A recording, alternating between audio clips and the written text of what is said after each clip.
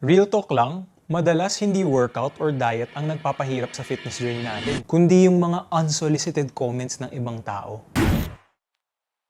Alam nyo guys, I started being fit siguro mga around 2014 to 2015, and along the way, napakadaming unsolicited comments from random people or kahit nga yung mga ka-close ko eh. From the way I train, to the way I look, and the way I eat. Halos lahat narinig ko na. Immune na ako sa mga to. Pero syempre, before, nakakainis. And I'm sure some of you guys who are working on yourselves experience this as well. So today, pag-uusapan natin mga pinaka-annoying na sinasabi sa fitness journey mo. Let me know down in the comments kung makarelate kayo.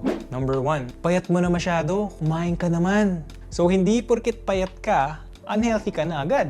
Pwede kang pumayat dahil mas disciplined ka, mas healthy ka na, mas aware ka sa kinakain mo in general. Iba nga nagsastruggle at nag-e-effort to gain weight. So these comments can be hurtful, especially for people who are doing their best. It can also be the other way around. Taba mo na, hindi bagay. Baka nagtatry mag-gain ng muscle or gain ng weight. So di mo alam yung pinagdadaanan ng tao. So be kind.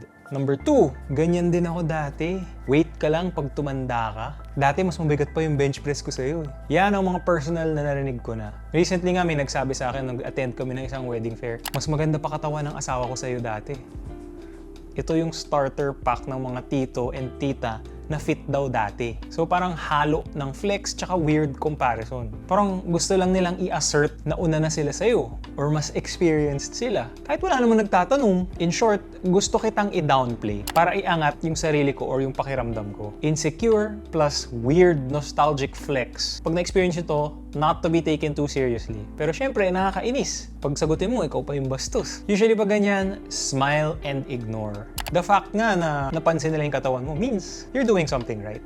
Number 3, pag tumigil ka sa pag-workout, tataba ka. Or same sa kanina, pagdating mo sa edad ko, tataba ka. To some extent, may katotohanan to. Pero nasa lifestyle pa rin ng tao yan eh. Obviously, pag tumigil ka sa mga good habits, babalik ka sa dati. Pag tumigil ka mag-aral sa school, edi syempre babagsak ka. Pag tumigil ka mag-ipon at magtrabaho, di mawawala ka ng pera. Tandaan nyo guys, hindi fixed ang future. Dami-dami dyan, 50s to 60s na. Fit and healthy pa rin. Daig pa yung mga mas bata. Yung mga nagsasabi nito, hindi na advice yun eh. Parang projection na nila yan eh. Kasi nangyari sa kanila. So, ina-assume nila, ganyan din mangyayari sa'yo. The future is never set in stone guys, but your habits and your choices will shape it. Number 4, ang OA mo, puro ka workout. Pero pag sila mag-binge watch ng TV or Netflix, okay lang. Kasi normal naman yun, di ba?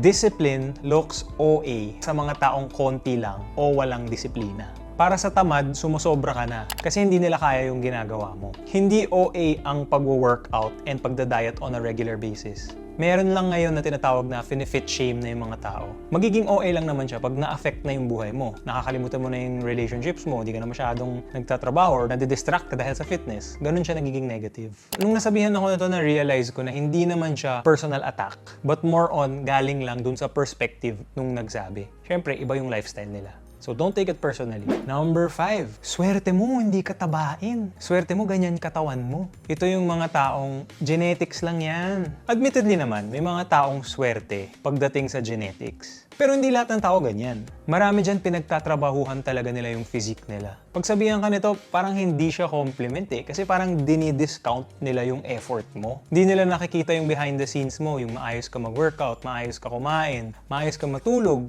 Mahirap yun ha, yung consistently ganun ka. Hindi yun overnight. Annoying, oo. Pero basically, sinasabi lang ng tao na hindi niya kaya yung ginagawa mo. Be the bigger person and take it na lang as a compliment. Ito, number 6, yung mga below the belt comments. Napaka-common ito sa social media. Malaki katawan mo. Siguro maliit yung ano mo. Ito pa, favorite ko, yung porket malaki katawan mo, mag-comment sila. Isang bala ka lang, patay ka kagad. Ito yung personal attack ng mga insecure. Lalo na yung mga inggit. Usually from online bullies or yung mga keyboard warriors. Take it na lang as a joke. Or nafe-threaten sila kasi ang ganda ng katawan mo. Matapang lang yung mga yan sa likod ng screen. Now, in reality, walang kinalaman ang pag-gym or pag-workout sa size ng natin. Number 7, yung mahilig mag-excuse sa workout. Ayoko mag-workout masyado. Masisira yung tuhod ko eh. Ayoko masyadong lumaki. Or ayoko yung masyadong pumayat. Lahat ng yan, excuses. Defense mechanism yan ng tao. May dahilan agad, di pa nga nagsisimula or once pa lang nasubukan. Reality check, masisira lang naman tuhod mo kung mali yung ginagawa mo. Yung mga nagsasabing ayoko masyadong malaki muscles, kala mo ganun kadali, kala mo overnight mangyari yun. Ayoko ng payat. Hindi naman na automatic papayat ka kung mag-diet ka kaagad, no? Sana ganun rin lang kadali. Ang maganda sa fitness, adjustable siya. Hindi naman kailangan sobrang mabigat magbuhat. Hindi kailangan parusa sa cardio. Pwedeng for health lang, hindi kailangan aesthetics. Kulang lang sa knowledge and experience yung mga taong nagsasabi nito. Number 8, ito yung mga food police. Oh, naka-diet ka. Pwede ba yan? May kanin yan ah. Bawal yan. Lagi kong na-experience to, guys. Biglang naging nutritionist, no? Usually, pag relatives, ganun. Nakakairita rin siya sa simula, pero eventually, sasanay ka din. Madalas, galing yan sa sariling diet rules or old school way of thinking about nutrition. May malang talaga yung mga tao. Hindi lang nila alam yung concept ng calories in and calories out.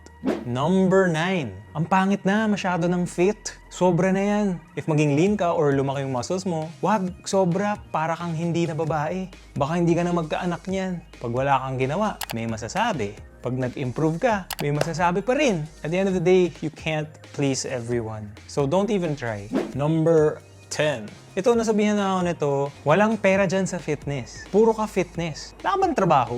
Hindi lahat ginagawa para sa pera. Marami dyan para sa health or mental health nila. Mas malaki yung chance na mabawasan yung health risks mo if you're fit.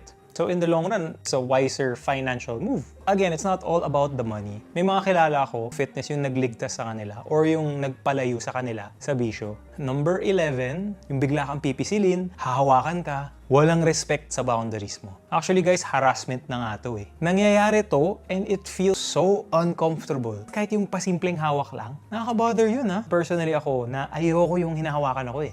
Big deal to sa akin. You have to be firm with your boundaries pag nangyari yan sa'yo. And don't be afraid to be vocal, lalo na kung ayaw mo. Number 12, exercise ka ng exercise. Bakit walang nangyayari? Hindi agad-agad ang resulta. Baka nagbabulk yung tao. It takes time. Fitness takes time. Growing muscles take time. Losing fat takes time. Maraming nagki-quit dahil nasasabihan ito. And to be honest, masakit to ah. Nasabihan ako dati, nung nagbabulk pa ako, baguhan pa ako, nagbe-build ako muscle. Baguhan pa lang ako noon, sinabihan ako ng isang relative na parang ang pangit, di naman muscle yan. Na-hurt ako noon, guys. Well, nalungkot ako for that time, pero instead na nag-quit ako, ginamit ko siya as fuel for me to get to where I am today. And number 13, ito common to, nakakainis din to. Sana marami akong oras para mag-workout tulad mo. Ito, isa sa mga pinaka-annoying. Sasabihin pa sa'yo, busy kasi ako, yan dami ko kasing ginagawa eh. Lahat naman tayo busy eh. Iba-iba lang talaga tayo ng prioritization. It's not about lack of time sometimes eh. Ibang tao, pina-prioritize lang talaga nila yung health nila. Iba magaling mag-manage ng time. Binabalance nila yung fitness, work, and that takes discipline. And hanga ako sa mga taong nagagawa yan despite being busy. Ang dami ko nang na-coach and ang dami kong kilala na sobrang busy nila. Pero they still find the time to work out and be active. For people who struggle with this, look for something na may enjoy nyo. Di kailangan gym, pwedeng sport. At the end of the day guys, maraming sasabihin ng tao. And naintindihan ko, masakit to. Lalo na pag galing sa taong close. Or lalo na pag starting out ka pa lang, nakaka-demotivate talaga to. Most of the time, sa family pa nga natin to eh. Kaya nagki-quit yung mga tao sa fitness journey nila. Masakit magsalita ang mga tao. So, the point of this video is to share with you guys the stuff na na-experience ko as someone who's been doing this a while. Hindi ka nag-iisa rin kasi I'm sure a lot of people experience this. As a final reminder, you do not need anyone's approval. And from my experience, first, they laugh. And then eventually they'll ask for help. Kaya pagbutihin nyo. Kung na-enjoy nyo tong video na to guys, check out these other videos dito. And I'll see you guys in the next one.